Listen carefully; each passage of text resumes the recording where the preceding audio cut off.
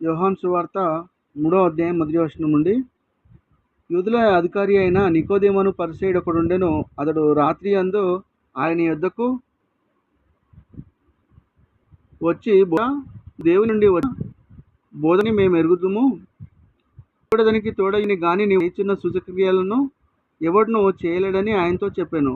అందుకు యేసు అతనితో, ఒకడు క్రొత్తగా జన్మిస్తేనే గాని అతడు దేవుని రాజ్యమును చూడలేడని మీతో నిశ్చయంగా చెప్తున్నానెను.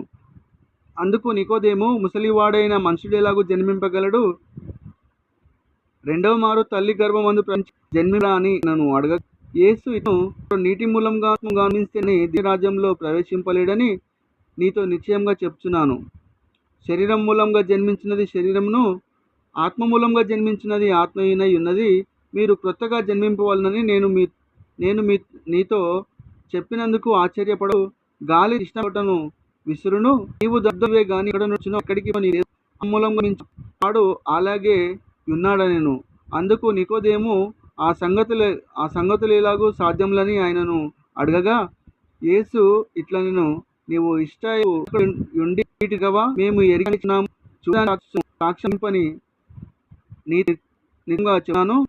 సంగతులు మీతో చెప్తే నమ్మకున్న పరలోక సంబంధమైనవి చెప్పిన ఎడల ఏలాగు నమ్ముదురు? మరియు పరలోకం నుండి దిగివచ్చిన వాడే అనగా పోయిన వాడును అరణ్యము ఎలాగనో అలాగే విసిరి వాడు నశింపగా ఆయన నిత్యము పొందినట్లు మనుషుడు ఎత్తబడవలను.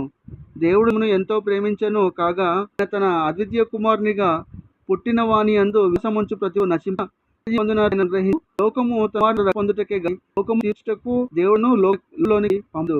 ఆయన విశ్వాసముంచు తీర్పు పడదు. విశ్వసించువాడు దేవుని అద్వితీయ కుమారుని నామమందు విశ్వాసం ఉంచలేదు గనుక వానికి ఇంతకు మునిపే తీర్పు తీర్చబడెను.